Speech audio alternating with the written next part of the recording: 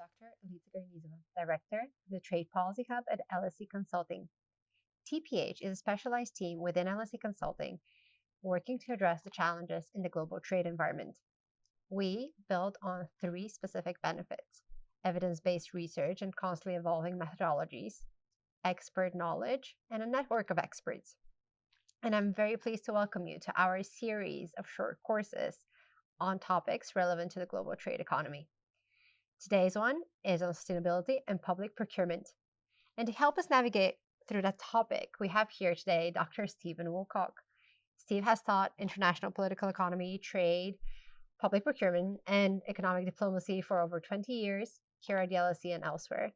He has spent his career bridging the gap between the policy communities and the academic communities, and also training numerous civil servants across the globe. I'm very glad to also say that he has worked on public procurement and integration of public procurement commitments in FTAs for over 20 years. And while some students find this topic very, very dry, he's here to tell us why this is very, very important. Steve, welcome. Thank you. The context for today's session. Public procurement and international public procurement in particular are an important element of trade policy, but also of public policy in general. As we're going to hear today, it accounts for a sizable share of GDP of individual countries, but also commitments at the WTO amount to more than 1.3 trillion euro of business opportunities worldwide. The climate crisis has brought to the fore that sustainability should become a key feature of all policy processes. And one way to think about this is sustainable public procurement. It is a balancing act which tries to make public authorities think about the three pillars of sustainable development: economic, social, and environmental in all parts of their policymaking processes. But while green public procurement, as we're going to see, has become part of the regular government activities, the broader spectrum of sustainability commitments hasn't. To help us address these challenges, Steve will take us through the following today. We're going to go through why sustainable public procurement in the first place, what are some of the best practices, what are the stages of sustainable procurement and how do they look like, real world uses, and the progress and the challenges, of course. So, Steve, what is sustainable public procurement? Thanks, Elisa. Well, as you've set out, it's the use of the power of the public purse to promote sustainability. So in use of the public purse in buying goods, services, works, and utilities. What that means in practice is, for example, computers for schools, services in terms of a wide range of service provision, works, public works, construction of roads, hospitals, investment in power equipment, water utilities, and the like. So this is a major activity of the government. The aim is to meet the needs of the economy and society in these fields, whilst promoting, as you say, social and environmental policy objectives. So it achieves value for money, because value for money is one of the watchwords in terms of using public resources. But it seeks to do that by taking account of the full costs involved, not just based on price alone. So as you can see on the slide here, where we show the different costs involved, public procurement that's based purely on price may seem like the most efficient economic solution, but it may not account for the total cost of ownership, which is a bit of a broader concept. It won't account for the costs of the whole life cycle of any product. So not only the production of it, the use, disposal, and recycling also has to be included in the costs.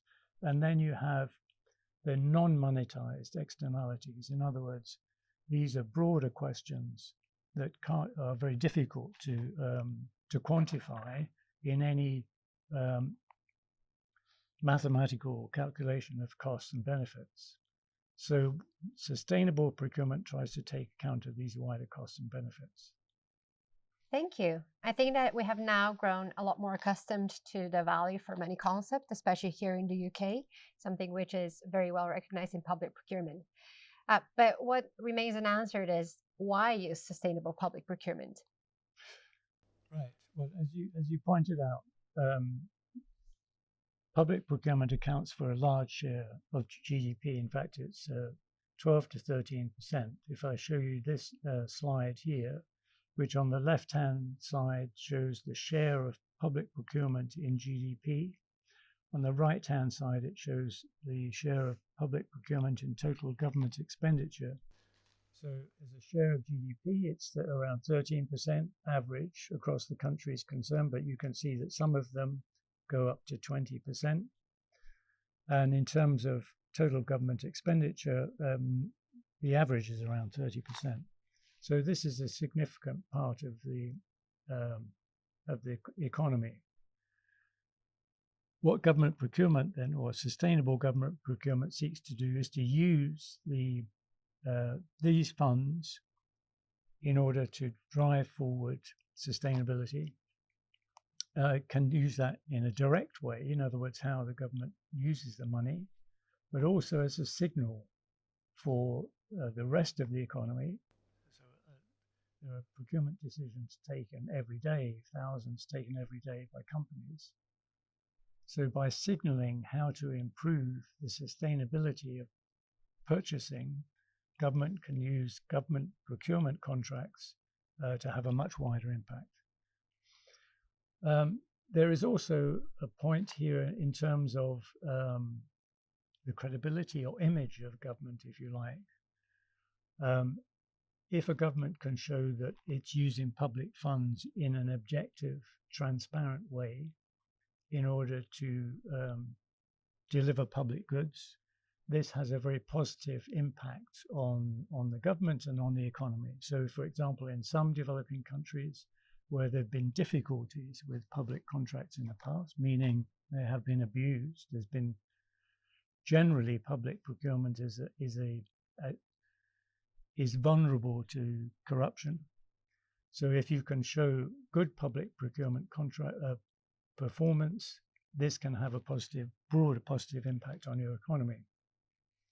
So in terms of sustainability, then, what we are talking about is a wide range of potential policy objectives, environmental policy objectives such as less carbon intensive production,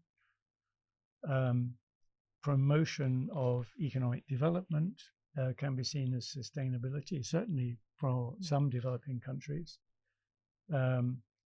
Employment conditions, supporting disadvantaged groups or parts of the economy, such as small, medium-sized companies or companies run by disadvantaged groups.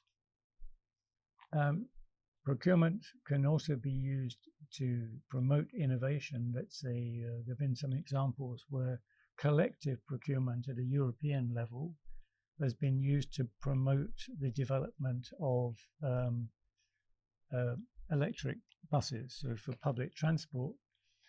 Although at a national level you may not get the economies of scale you need, across the EU, individual member states using public contracts to promote this innovation helps to create the economies of scale needed to attract investment in those new technologies. And equally, it can have an impact also on national security because you have defense procurement, etc. So it covers a wide range of potential policy objectives, which is obviously also one of the challenges is to define then what the priorities are. That's very interesting, as you highlighted that diversity between policy objectives that are more socially or environmentally oriented, and even national security, which is something, of course, that has become more and more of an issue for many countries around the world. But what are some of the more specific tools that are needed to make public procurement more sustainable?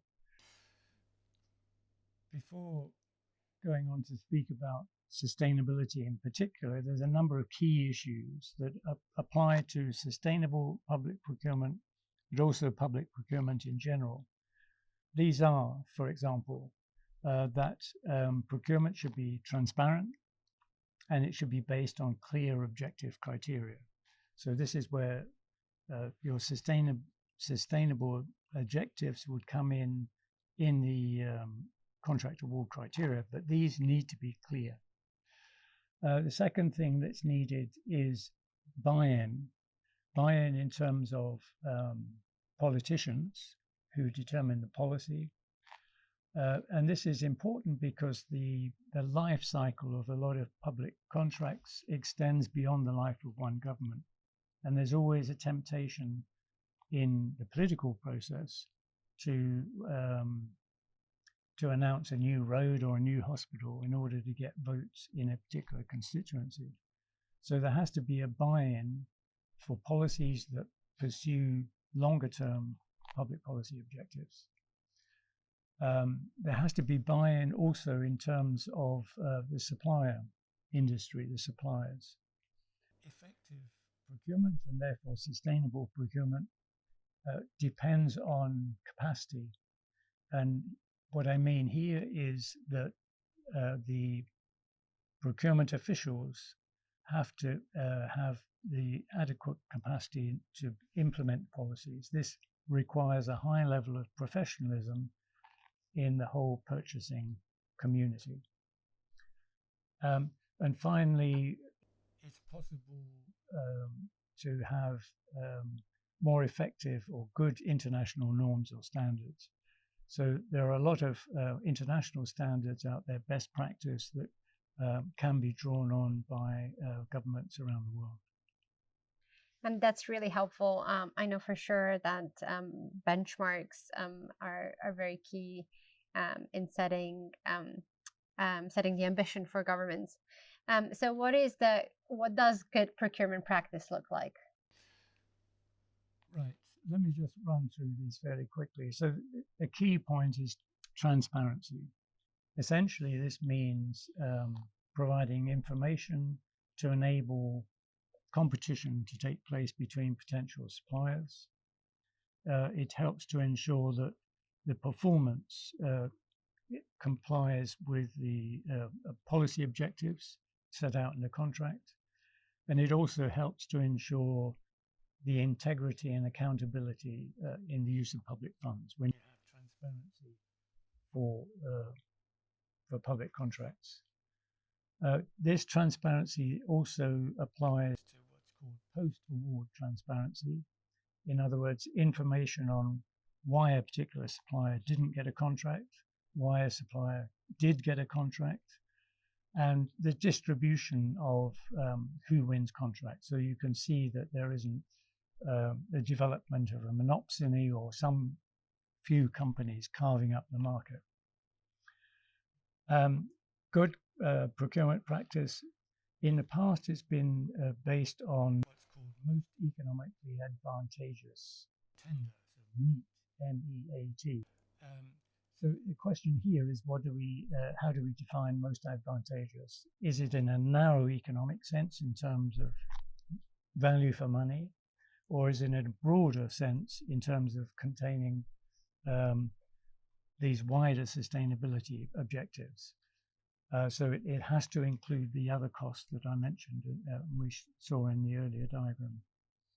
Another key aspect is non-discrimination.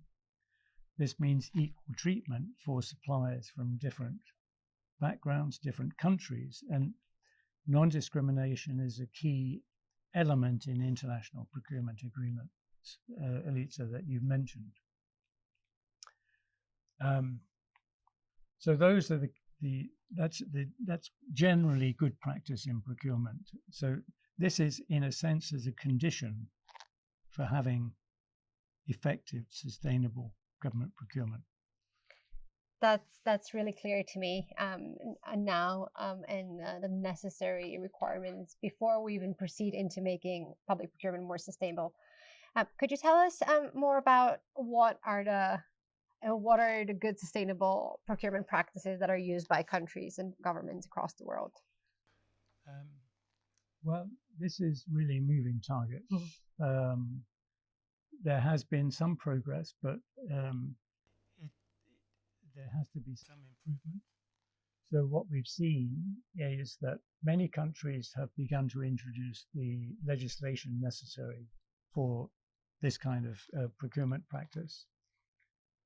Some countries, but fewer, have actually also adopted the implementing regulations and guidelines, because you have legislation, but then below that you have detailed regulations and guidelines in terms of how the legislation should be implemented.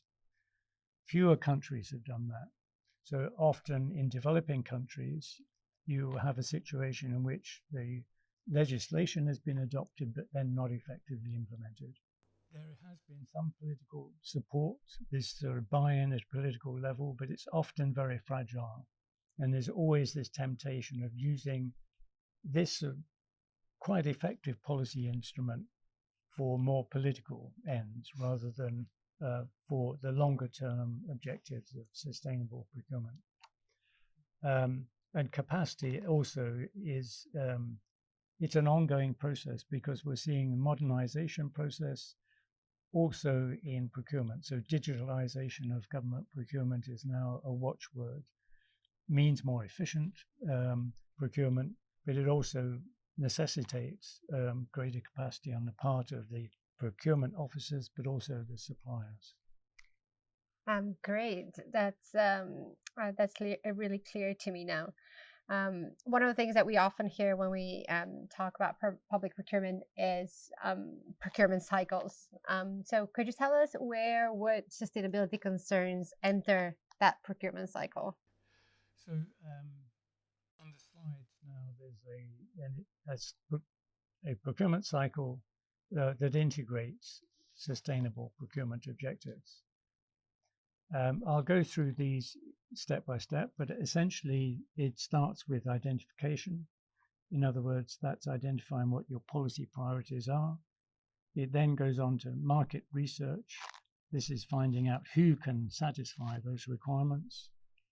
The actual process of deciding what form of contract award procedure you'll be using, and so on. So if I can start with identification, then the key thing here is probably setting priorities. In other words, what are the sustainability objectives? How can they be achieved?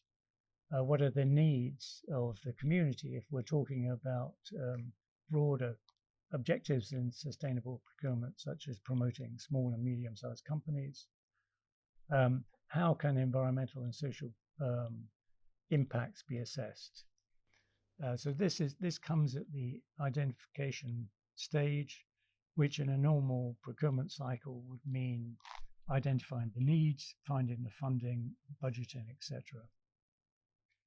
The next step is market research and planning. And the key thing here is that in modern procurement policy, there is an expectation of doing more market research. In other words, it's less arm's length, as used to be the case in the past, where procurement officers would put out a call for tender and then simply see who responds.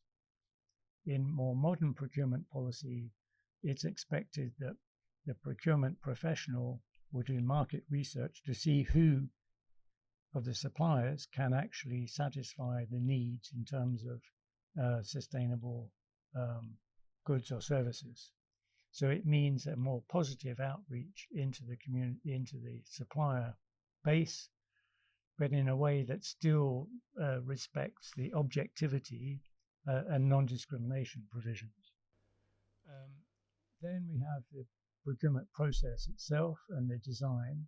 So here's where you get into the dry part of public procurement in terms of what sort of contract it is. Is it a framework contract? Is it a pre-qualification contract? In other words, do you identify a certain number of companies that can supply the product you need, or is it an open contract that's based on price only? So normally in a you would expect to see more pre-qualification in sustainable procurement, because you want to identify those companies that have invested in and can deliver in delivering sustainable products. At this stage, also critical questions such as the contract award criteria will be set out.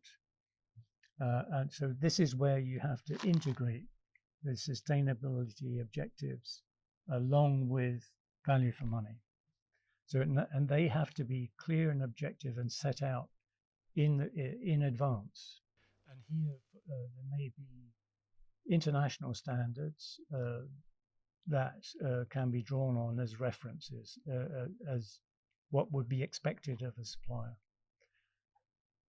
You then have the sourcing stage. If you look at the next slide, and this is where the contract is advertised, and you go through all the detailed provisions of identifying and evaluating each of the bids. To what extent do they cover these full life cycle costs that should have been set out in the contract award criteria? And here, this will be where the most advantageous bid will be selected. You then have implementation. Implementation is seen to be more and more important, because in the past, a lot of public contracts were granted, but then there wasn't sufficient follow-up to see how they were being implemented. And in terms of sustainable public procurement, this means monitoring implementation in terms of actually producing the goods as well as the final product, not just whether the final product is delivered, but how they're produced and whether they're produced in a sustainable way. And then last but not least, there is the review process. And this essentially means that time should be taken to look back at the process and see how it can be improved, to see whether the contract award criteria adequately incorporated sustainability, and to identify any lessons that were learned through that particular contract and to share the learning process. So this is very important in terms of, this is an evolving process. Lessons learned in one major contract can inform other contracts.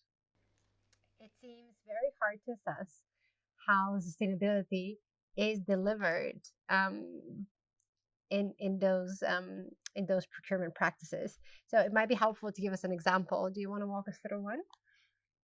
Yes. Well, I found an example here that's been put forward as best practice. So this was the London Olympics. So London Olympics spent something like $2 billion US dollars. Not sure why it's measured in US dollars, but on the Olympic Park in London. And at this stage, they wanted to integrate sustainability into the contract award criteria. And one example was the velodrome, the roof of the velodrome, which was going to be, there was a broad competition opened for the most environmentally sustainable way of producing this velodrome roof. And an innovative design was developed using a steel network roof that you can see in the picture here. This had significant benefits because it reduced the amount of concrete used.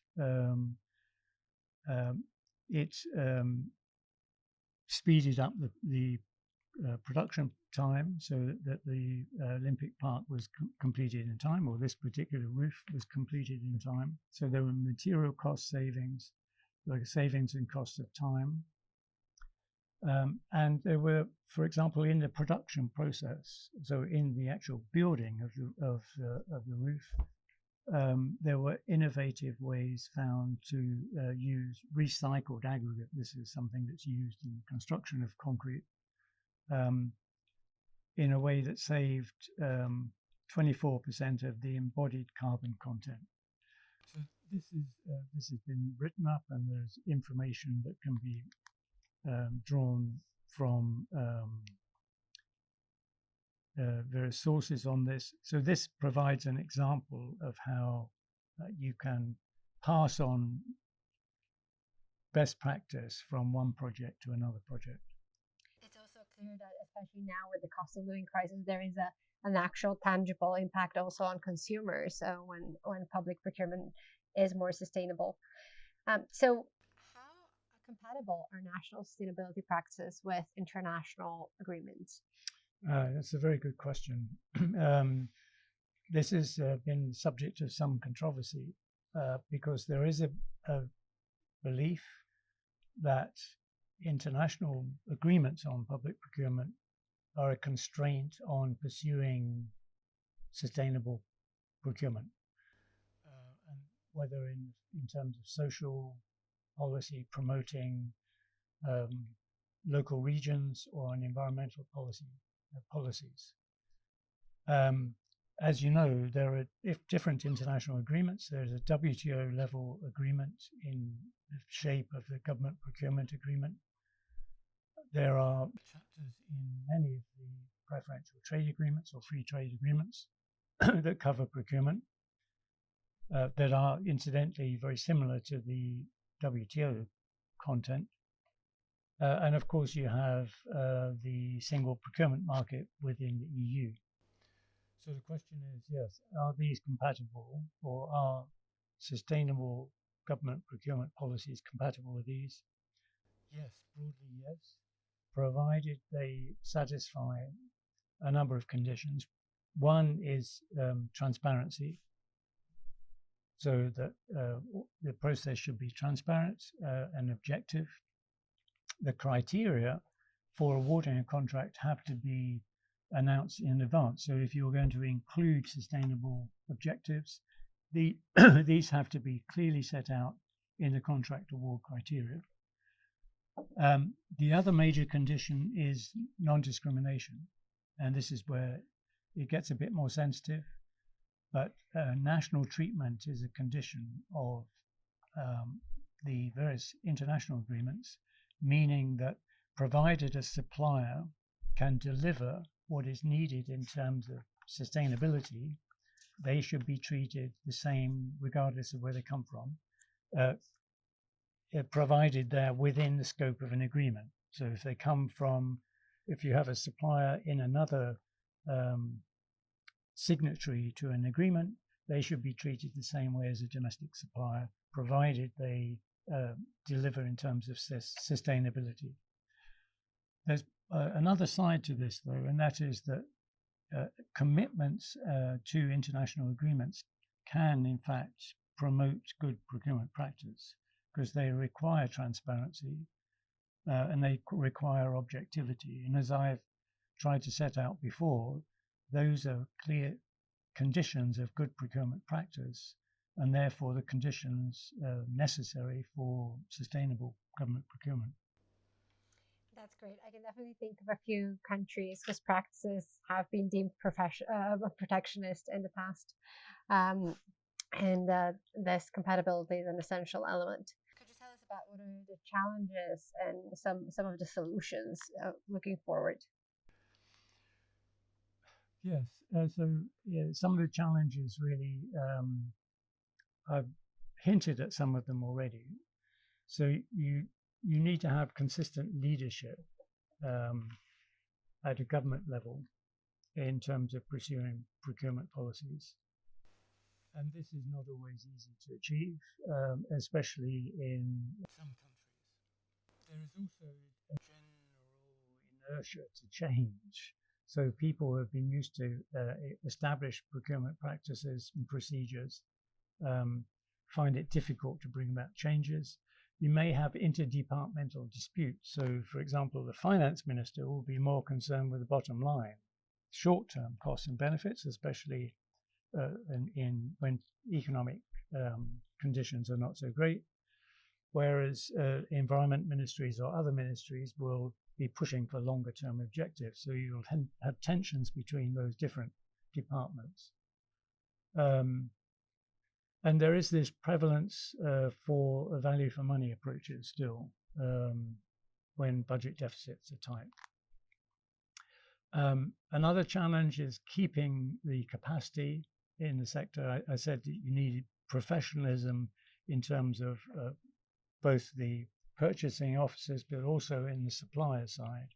And keeping up this capacity is a continuous process, really, which is a challenge. Yeah, so those are some of the challenges. I think there has been progress, though, in a number of fields. With all the sustainable topics, really, it's the multiple policy objectives that are one of the key stumbling blocks, because you can see from the earlier slide that you have environmental objectives, social policy objectives. So there has to be some sort of consistency in priorities if you're going to achieve anything. You can't chop and change between short-term policy objectives. Implementation, just to stress that again, it's really implementation is crucial in order to ensure that you're getting value for money and delivering on sustainability. And then it's ensuring that the suppliers also develop new products. I can see many of the challenges both in the EU context, the UK context, and also globally. Could you please sum up what are the main takeaways that we should keep in our heads after today? Sure. So it's about using the power of the public purse to promote sustainability.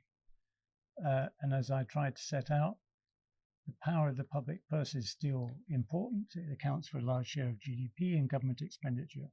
So that has to be used effectively to promote sustainability. And that, in practice, means incorporating sustainability objectives as part of the criteria, not just a short-term, limited concept of value for money. It has to be broader to incorporate the wider life cycle costs involved. To do this, it depends on good established procurement practices. If you have those, then it should be possible to integrate sustainability into each of the stages of the procurement process, as I've tried to set out. Thank you. This was especially interesting to me, given that some of the work that we have been doing is taking the next step to look at some of the buy-local provisions, some of the new instruments that governments are using to, of course, promote sustainability, but at the same time to introduce a protectionist element. So I think there is quite a lot more to discuss with you on maybe another occasion. Thank you so much for joining us today in our series of short courses. Thank you.